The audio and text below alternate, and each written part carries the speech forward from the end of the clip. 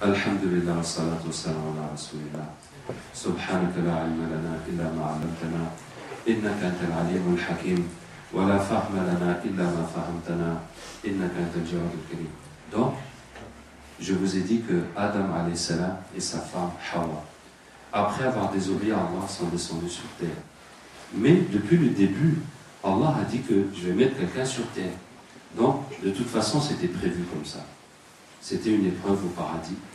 Et Hawa, alayhi salam, elle a accouché 20 fois.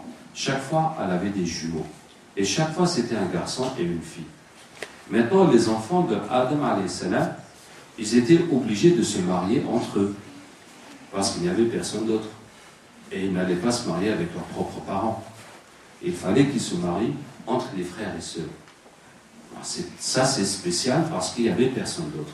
Mais Allah Ta'ala a fait une règle. C'est quoi la règle? C'est que les frères jumeaux, les filles et garçons qui sont nés ensemble, ne devaient pas se marier ensemble. Ça veut dire qu'ils ont le droit de se marier entre frères et sœurs, mais pas entre jumeaux.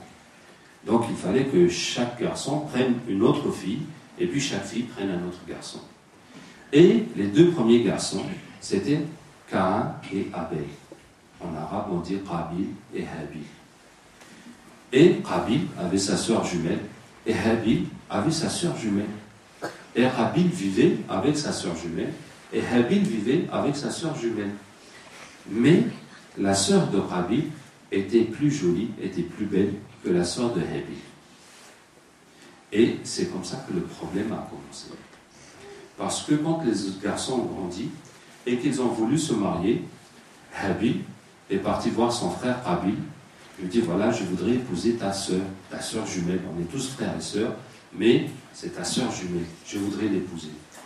Et Qabil a dit, non, ma sœur, elle est plus belle que ta sœur. Donc, je n'ai qu'à épouser ma sœur, et toi, tu épouses ta sœur. Moi, je ne suis pas d'accord. Que tu vas prendre ma sœur qui est belle, et moi, je vais prendre ta sœur qui est moche. Donc, tu n'as qu'à prendre ta propre sœur, et moi, je vais me prendre ma propre sœur. Et Habil lui dit, mais non, notre papa nous a dit que Allah a interdit ça. Tu ne peux pas te marier avec ta propre sœur jumelle, même si elle est belle. Il faut qu'on fasse ce que Allah nous a dit de faire. Mais Qabil n'était pas d'accord. Alors, ils sont partis voir leur père, Adam alayhi salam. Et Adam leur dit, bon, Allah vous dit de faire une offrande à Allah. Donner comme un cadeau à Allah. Et celui dont Allah va accepter le cadeau, va accepter l'offrande, c'est lui qui aura raison. Et c'est lui qui va se marier avec la belle-fille, avec la sœur de Qabil. Alors, Habil était un berger. Il avait des moutons.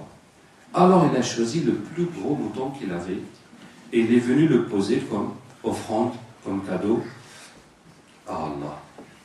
Et Qabil, lui, était cultivateur. Donc, il a cultivé des fruits. Des fruits et du blé, il a ramené. Et quand il a ramené pour offrir à Allah, il y avait un beau fruit, un tout beau, comment on dit, appétissant qui était dedans. Et sur la route, le fruit lui a plu, il a pris, il l'a mangé. Et il a déposé le reste pour Allah. Et les offrandes commencent à marcher. Allah envoie un feu. Et quand le feu brûle cette offrande, ça veut dire qu'Allah l'a accepté. Et le feu est venu, et le feu a pris l'offrande de Habil, le mouton, et a laissé l'offrande de Qabil, qui était les fruits. À ce moment-là, Qabil s'est fâché encore plus. Il dit quoi? Allah a accepté ton offrande, et Allah n'a pas accepté mon offrande, et maintenant tu vas épouser ma soeur qui est belle, et moi je vais épouser ta soeur qui est moche. Je ne suis pas d'accord. Il a dit, je vais te tuer. Il a dit, je vais te tuer. Et Habil lui dit, Allah accepte des pieux. Si Allah n'a pas accepté ton offrande, c'est parce que ton offrande n'était pas bien faite. Tu as triché. Tu as fait quelque chose de pas bien. quand tu as ramené ton offrande pour Allah, ce qui était le plus beau, le meilleur fruit dedans, tu l'as mangé toi-même. Alors que ce n'est pas comme ça. Tu devais donner la meilleure chose pour Allah.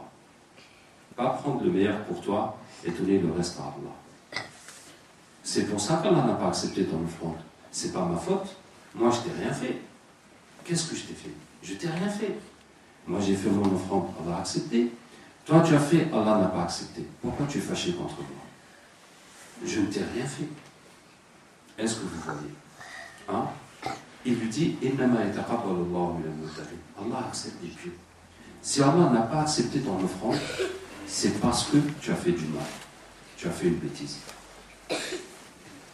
Et vous voyez, il y a aussi une question vraiment qui mérite qu'on réfléchisse, la jalousie et la méchanceté. Pourquoi les gens, il y a des gens qui sont jaloux comme ça, et qui sont méchants comme ça, et qui veulent absolument faire du mal aux autres? Et est-ce qu'en faisant du mal aux autres, il va gagner quelque chose? Quand il dit qu'il va tuer son frère, et même s'il tue son frère, est-ce que ça va aller mieux? Vous voyez la méchanceté d'Iblis. Il a tout fait pour sortir Adam du paradis. Et voilà, il a sorti Adam du paradis. Et lui, qu'est-ce qu'il a gagné? Rien gagné. C'est la méchanceté. Vous voyez? Et Iblis a dit à Allah, je vais tous les emmener dans l'enfer. Et malheureusement, il a réussi pour beaucoup de gens. Comme Allah dit,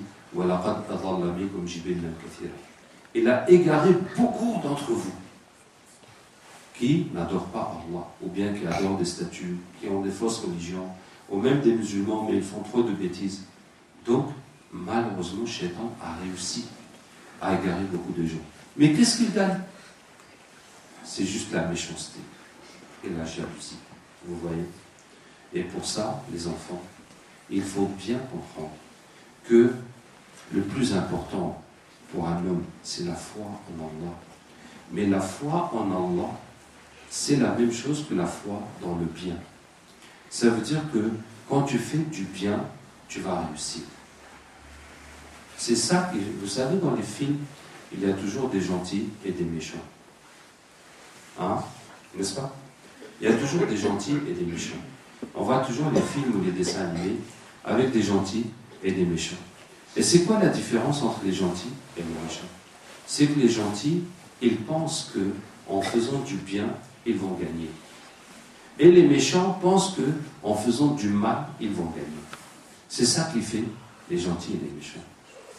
Et c'est pour ça, depuis que vous êtes petit, il faut savoir qu'il faut faire du bien. Il ne faut pas prendre, par exemple, les bonbons ou les jouets de vos frères et sœurs pour vous amuser et puis les laisser pleurer. C'est méchant. Toi, tu t'amuses alors que l'autre pleure. Ou bien tu vois un garçon ou une fille qui est tombé dans la boue et toi tu rigoles. Mais est-ce que lui qui est tombé dans la boue, qui est tout sale maintenant, comment il va faire à l'école? Est-ce que c'est bien? Non, c'est mauvais ce qui lui arrive. Donc, il ne faut pas être content de voir les autres souffrir. Donc, c'est très important qu'on aime le bien et on fasse le bien et on ne fasse pas du mal aux autres. Sinon, on va se retrouver avec qui? Avec Iblis. On va se retrouver avec les méchants. Et donc, Habil dit à son frère, Allah accepte tes pieux. Et il lui dit, si tu lèves la main pour me tuer, moi, je ne vais pas lever ma main pour te tuer. Moi, je ne veux pas te tuer. Même si tu veux me tuer, moi, je ne veux pas te tuer. Je préfère que tu me tues et tu vas prendre tes péchés et mes péchés. Et tu iras en enfer. Et moi, j'irai au paradis. Vous voyez comment était Habil? Et je vais vous dire une petite chose. Depuis que j'étais petit, moi je m'appelle Raouf. Ça veut dire celui qui a pitié. Et dans le quartier, on m'appelait Kharouf. Ça veut dire un agneau. J'étais tellement gentil. Et tout ce qu'il me faisait, bon, je laissais faire, je m'en foutais. Donc, j'étais tellement gentil. On m'appelait Kharouf. Tu vois. Et moi, je disais toujours, je préfère être le Kharouf que le Dhib. Hein? Je préfère être l'agneau qu'être le loup. Même si, dans beaucoup d'histoires, le loup mange l'agneau, mais moi je crois que c'est toujours les gentils qui vont gagner. Vous voyez? Donc, s'il y a une dispute et qu'il y a le loup et il y a l'agneau, il vaut mieux être l'agneau qu'être le loup. Parce que même si le loup rigole, hein, et il est méchant et on voit qu'il est fort, mais on sait que toujours à la fin, c'est les gentils qui vont gagner. C'est les bons qui vont gagner. Vous voyez, Allah nous dit ça beaucoup de fois dans le Coran. Et donc, c'est ce que Habil dit à son frère.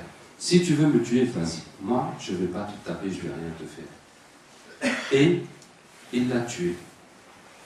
Et quand Qabil a tué Habil, il a pris son corps sur son dos.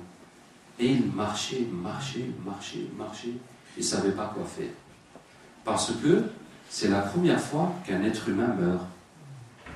Et donc, avant ça, on n'avait jamais enterré des êtres humains. Et il n'y avait pas de cimetière. Puisque il n'y avait jamais eu d'homme avant. Et jamais personne n'était mort. C'était le premier qui est mort. Et donc, Qabil ne savait pas quoi faire du corps de son frère. Et Allah a envoyé 2 corbeaux qui se sont battus. Et Qabil regardait les corbeaux se battre. Et un corbeau a tué l'autre. Et quand il a tué, il a creusé un trou et il l'a mis dedans et il l'a recouvert. Et Qabil a dit, attends, les corbeaux sont plus intelligents que moi. Les corbeaux sont plus malins plus intelligents que moi. Il a tué son frère et voilà, il l'a enterré. Alors que moi, je n'ai même pas su comment faire. Et c'est là qu'il a regretté. فَأَصْبَحَ مِنَ النَّادِمِينَ qu'il a regretté. Et Allah tabarak wa ta'ala dit pour ça, Allah a fait que tous ceux qui vont tuer quelqu'un, Qabil va porter une partie de ce péché. Parce que le prophète sallallahu alayhi wa sallam a dit, celui qui fait une bonne chose, tous les gens qui vont l'imiter, qui vont faire la même chose, lui, il a la récompense de tous ceux qui ont fait cette chose. Vous voyez, par exemple, si tu apprends à tes amis à dire Bismillah pour manger, et bien, chaque fois qu'ils vont dire Bismillah, toi aussi, Allah va te donner la récompense. Parce que c'est toi qui leur as appris. Donc, tu as chaque fois la récompense. Par exemple, le prophète sallallahu alayhi wa sallam, qui nous a apporté l'islam, et bien tous les gens qui sont musulmans et qui prient, c'est lui qui a la récompense. Et les gens aussi, ils ont leur récompense. Par exemple, vos parents, quand ils vous apprennent à faire de bonnes choses, ils ont la récompense de vos bonnes actions. Et quand on apprend à quelqu'un à faire du mal, par exemple, qu'Allah nous en préserve, tu vas voler dans une boutique et tu dis voilà, tu peux aller là-bas voler. Maintenant, chaque fois que lui va voler, toi aussi tu as un péché. Parce que c'est toi qui lui as appris à faire ça. Vous voyez? Donc si tu as appris à quelqu'un à faire une bêtise, et bien chaque fois qu'il fera la bêtise, toi aussi tu as des péchés. Et c'est comme ça que le prophète se dit que chaque fois que quelqu'un va tuer quelqu'un injustement, méchamment, et bien Qabil, il a encore un péché. Le péché se rajoute sur lui. Donc voici l'histoire de Qabil et de Habil. Et on va encore s'arrêter là, Inch'Allah. Allah Ta'ala nous aide et nous guide et nous enseigne.